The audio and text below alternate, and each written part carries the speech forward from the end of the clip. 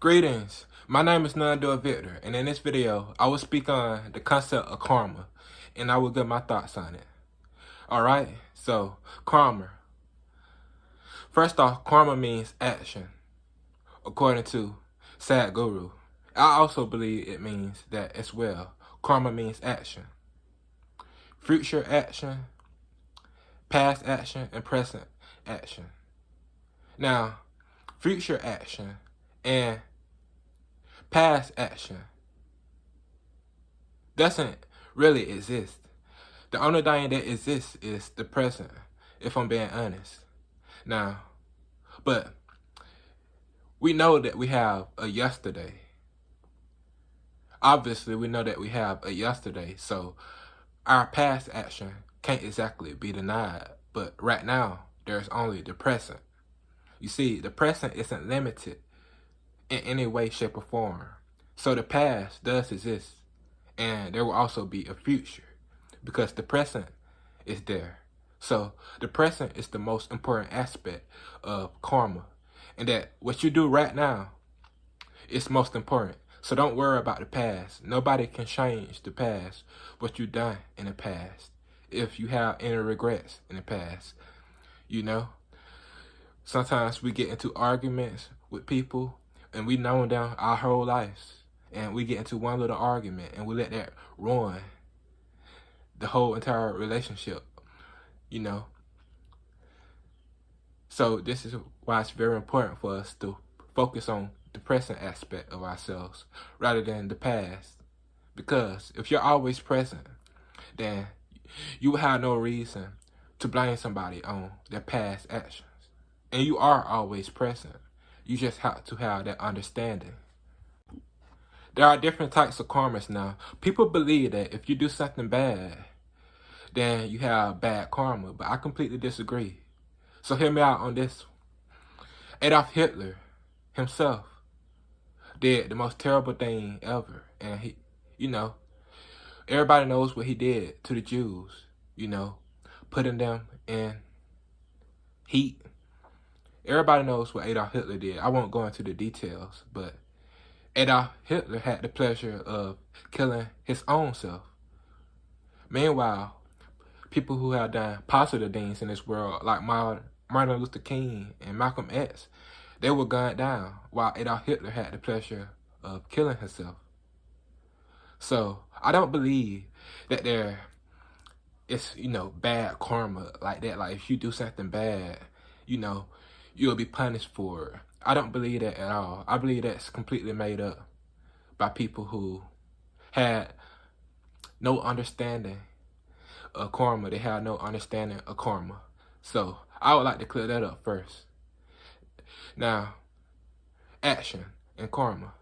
That is exactly what karma means. It means action. I can give you an example. Say you're rude to somebody, right? You're just constantly rude to them. That was your action. You being rude to them. That's an act. Now, say that they go out and poison somebody.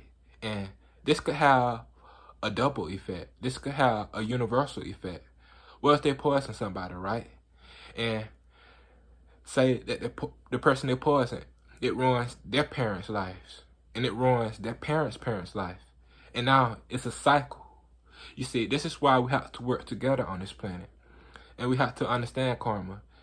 We absolutely should work together. Now, environmental karma. That's one type of karma. For example, if you're throwing beers and all types of drinks into, I see people, it's a trend on YouTube. They get Coca-Cola bottles and they pour it into lakes with fishes in it, to get the fish out. Again, all up in the fish's eyes. It's just clogging the fish up. We're doing terrible when it comes to environmental karma, our environmental action. Action, meaning it's not good or bad, right? So it's not good or bad, but that's our action. We're pouring Coca-Cola bottles into rivers lakes with fishes in it, and therefore they're unhealthy.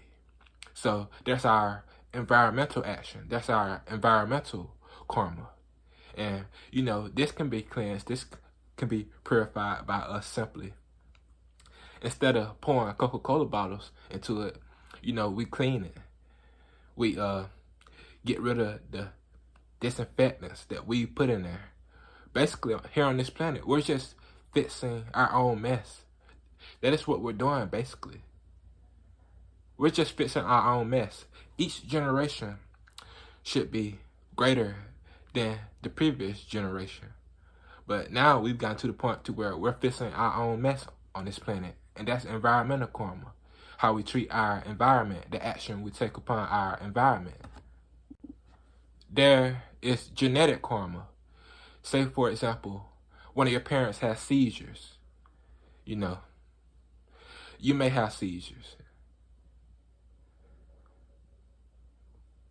That may be the case. You could have seizures, or you could have that type of allergies that your parents have. That's genetic karma, genetic action. There is even planetary karma, meaning planetary action. Everything we do on this planet is planetary action. For example, an atomic bomb was set off, and this affected the whole entire world.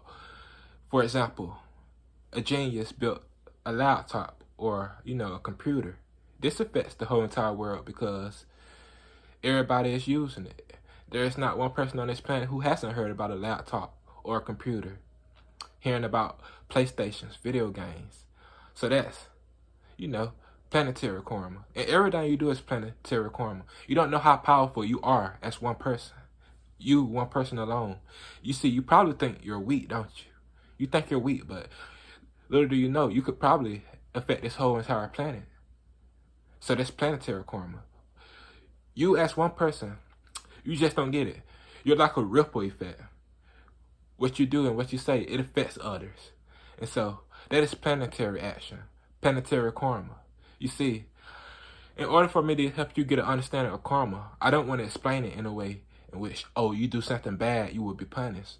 I want to explain it a genetic way, a planetary way. It's basically the actions that you take. So you have nothing to fear from karma. Now, there are many more types of karmas, but the last one I will be speaking about is energetic karma. You wonder why there are churches in this world, right? You wonder why there are consecrated spaces, why there are Buddha statues, right? Why there are Shiva statues. I can explain that.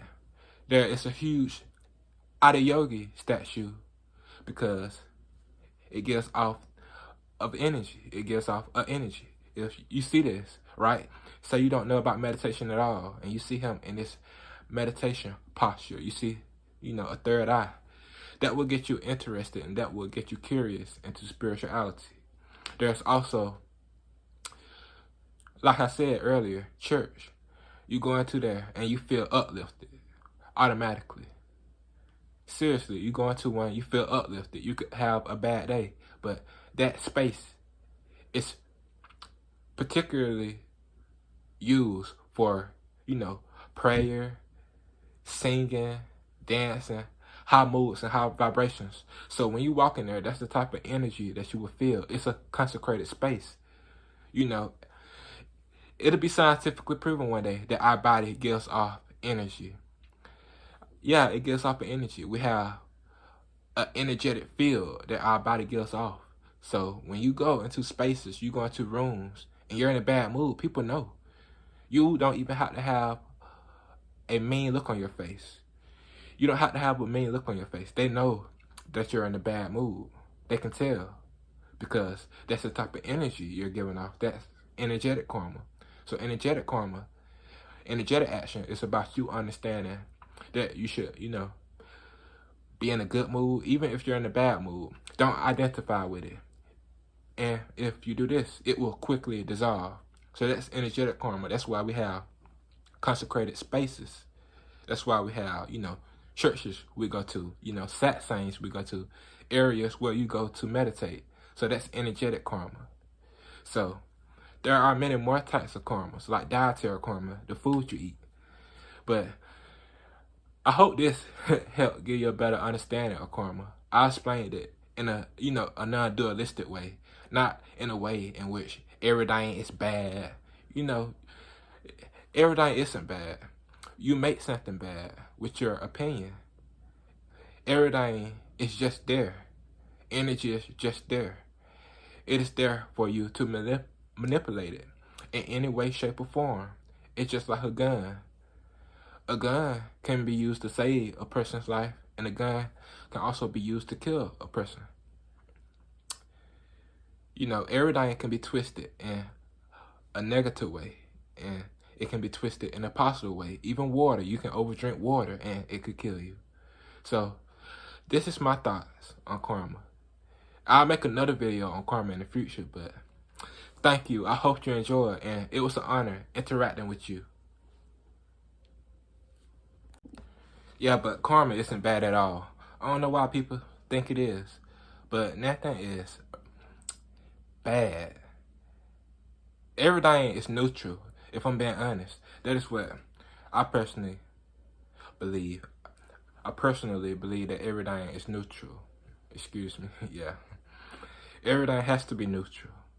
There's no way everything is just set bad or good. That is too dualistic, because you're splitting existence. You're making it into two.